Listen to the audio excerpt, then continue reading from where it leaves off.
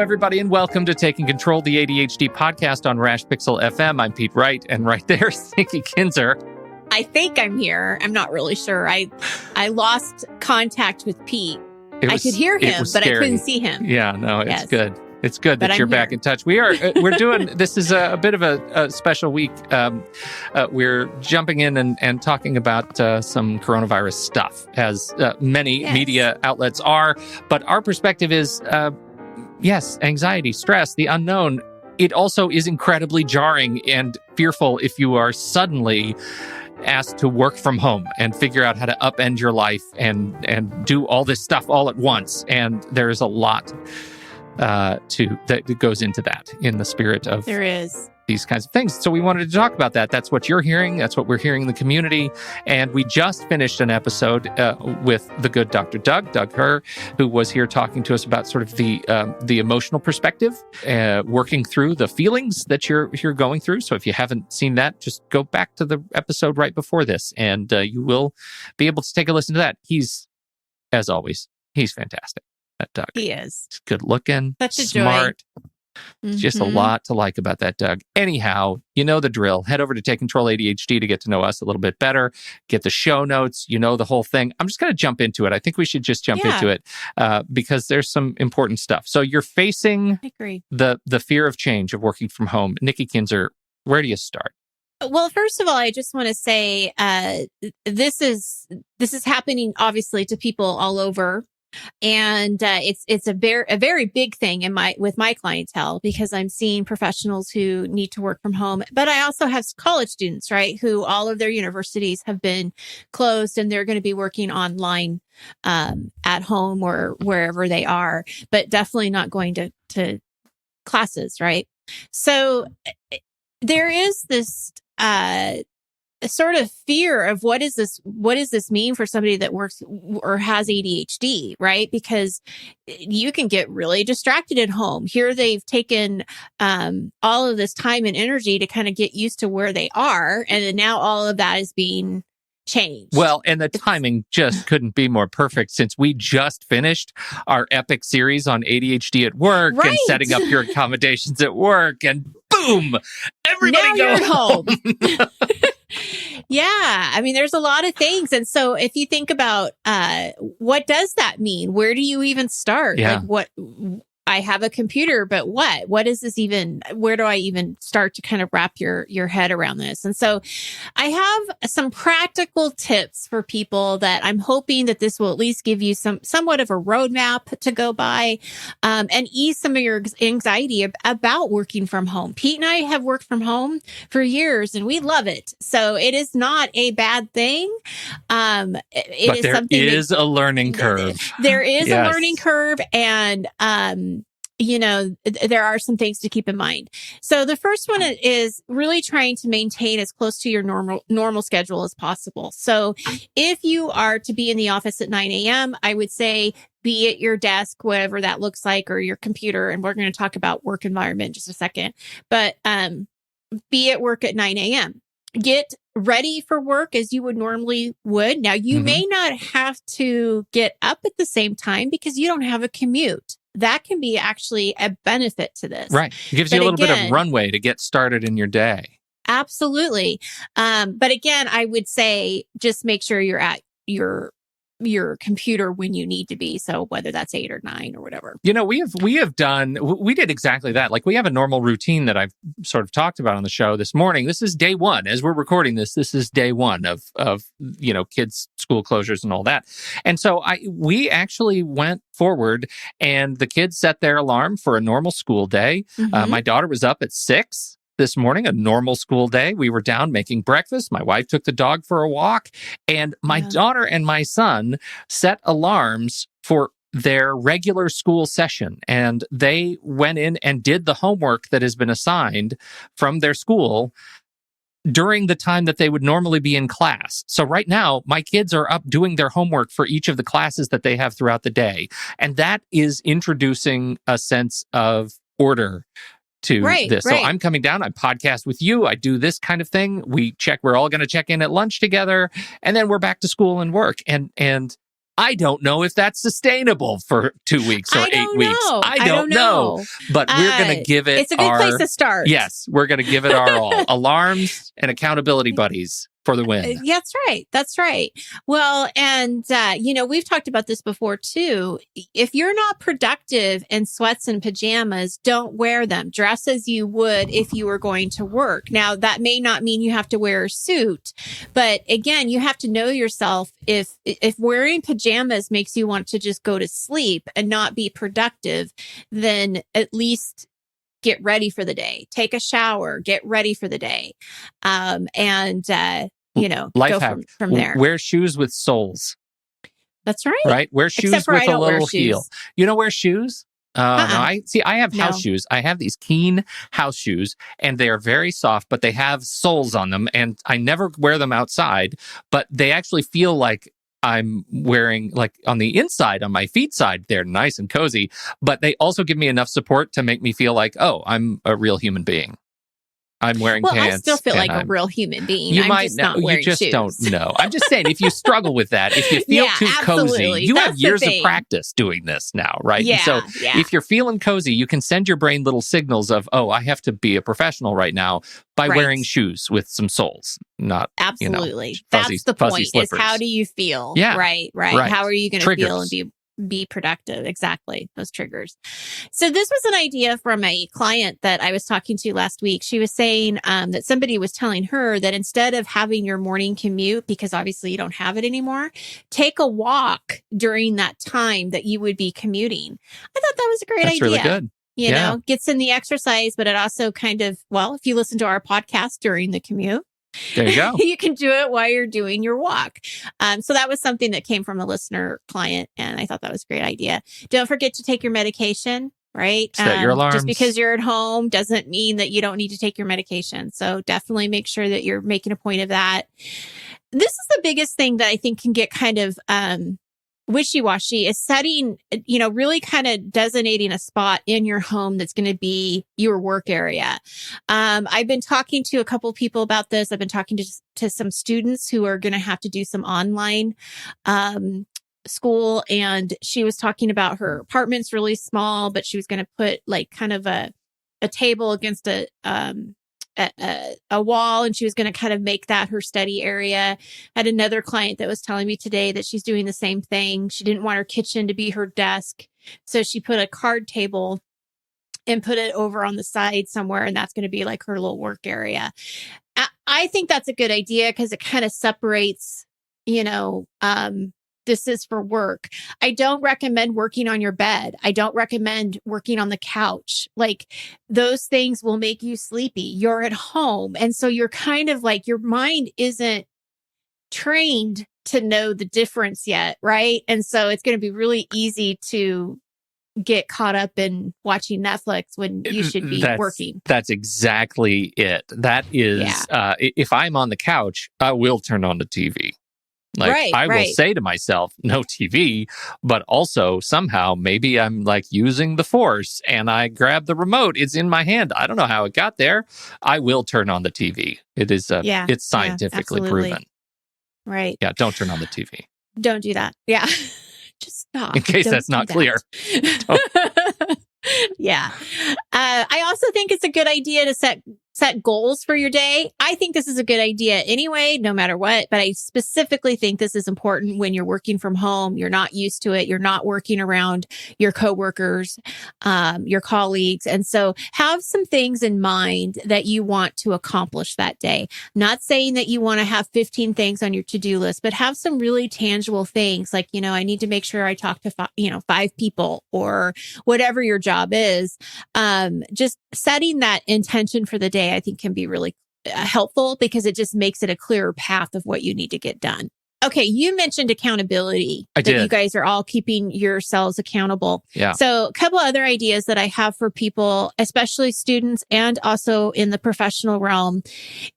Get together, not in person, but talk to your colleagues, talk to your fellow students about how you guys can work together as accountability partners throughout this time. So whether that is in the morning, you guys both, set your goals, talk to each other about it, check in at the end of the day or in the middle of the day, have body double Zoom work times where, you put Zoom on, you put Facebook on or FaceTime, whatever it is. And you guys work together as you guys can still see each other, but it's through the computer. Well, right? It's a study hall. If you're a member of this community or a fan of the study halls, that's what it is. Yeah, that's what we're doing. Right. You open up a Zoom, go into the accountability channel in Discord, and you can jump into study halls. That is what we're talking about. Give yourself some and just leave. It is so important. It's huge. It's huge. It is. It will. I'm not a betting person, but I'm willing to bet on this one that you will increase your productivity if you have a body double or somebody that you are working alongside with, even though it's not in person. Just having that other spirit around you makes a huge difference. So if you are part of Discord, definitely check out the accountability channel. And again, if you're not necessarily part of our Discord, talk to a student, talk to somebody that because they're in the same boat as you are. Whether they have ADHD or not, they're still probably wondering how are they going to get their work done? Because working at home when you're not used to it, there's just a lot of distraction, a lot of stuff that can happen. In fact, I would argue that you living with ADHD are incredibly well equipped to help others make this transition. Yeah, absolutely. Because you know what it means to be crazy distracted. And and how to get to the other side of it. So if you have someone who is in your life who is really struggling with this change, it can be very empowering and ennobling to actually help others through this thing. And sometimes it will help you kind of shave away your own fear and anxiety by helping others overcome theirs. Yeah. Yeah. The other thing I would want to talk about, which kind of goes into this idea too, with the accountability and Zoom and all of this is staying connected, because when you do work by yourself or you work, alone at home, it can feel isolating for sure, right? You don't have just that person next to you that you can talk to or go on lunch with, right? So definitely do try to stay connected, even if it is a Zoom lunch with a friend, right? Let's have coffee, let's have lunch together and just stay connected that way through the internet. We mentioned this in our last show. It is for this to happen right now, the coronavirus to happen. This is a great era for it to happen because we can be connected online. And so we want to take full advantage of that during this time. Eliminate those known distractions. Your phone is probably going to be one of the biggest distractions that you're going to have. Chores, walking by the kitchen and seeing that, you need to clean the kitchen. The exception here is what Pete Wright does. And that is he uses the laundry as a break. And I think that's great if you can stick to it, right? If you just know going into it that I got to get up, I got to take a little bit of a break. I'm going to go put some laundry in.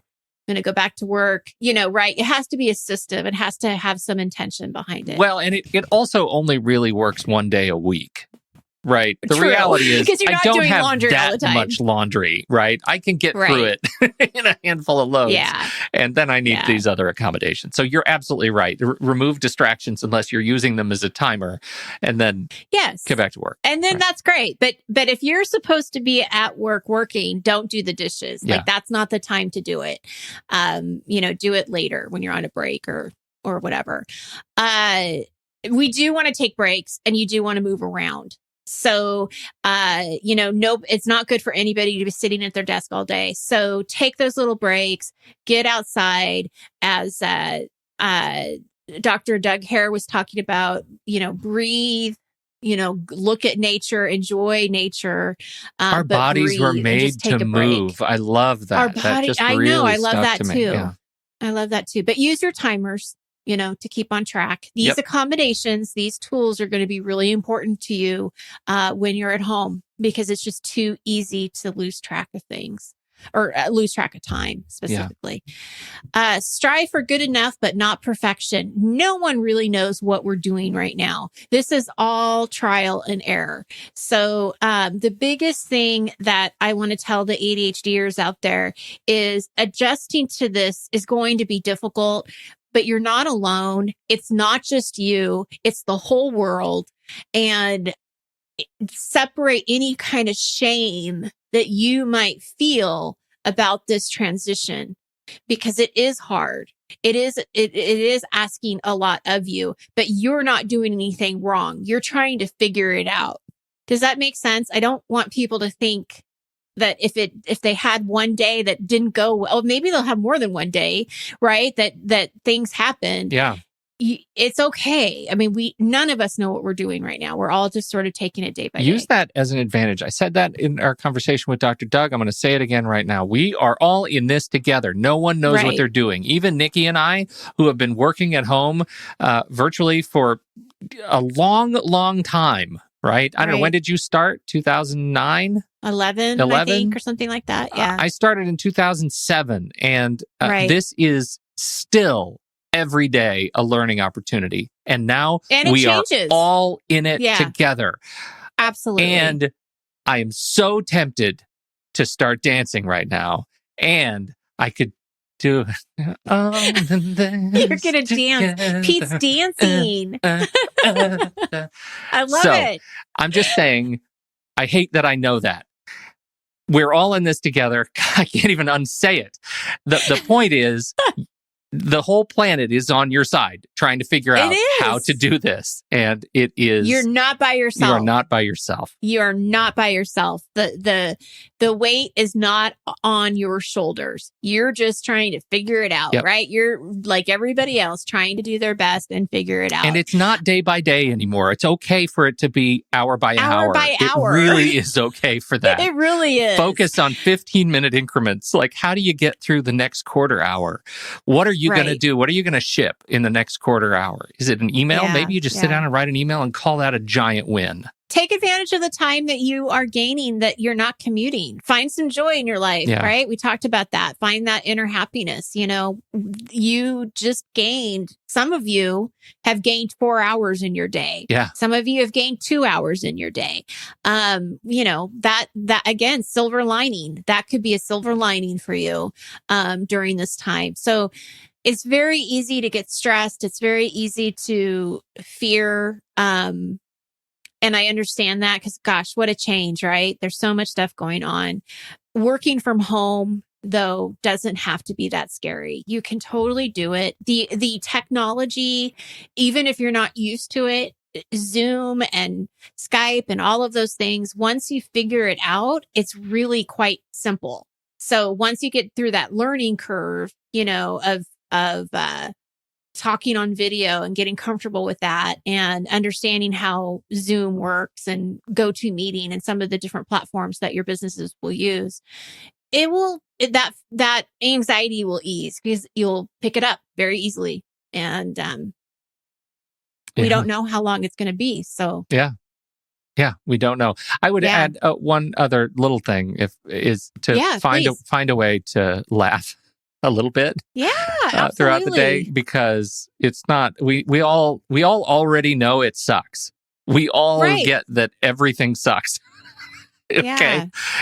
So find a way to find something funny and, go read theonion.com, go do whatever it takes, whatever you find funny, go find it and laugh and smile and do it and go on a walk and find a way to stop thinking about how much it sucks, because we could do that until we're dead. So let's laugh about it. We watched over the weekend, some of the documentary on Mr. Rogers, and then we watched the movie with Tom Hanks, and we both were like, wow, we just want to be like Mr. Rogers. Yeah.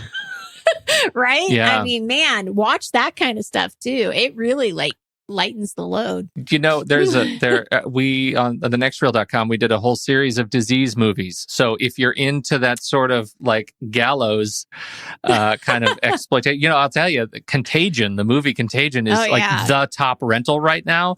There are so many more great disease movies, y'all. Don't even, you can really, see Contagion, but I got a whole list of great disease movies that absolutely. Or not, if that brings you anxiety. I'm just saying. Watch Mr. So Rogers. much better.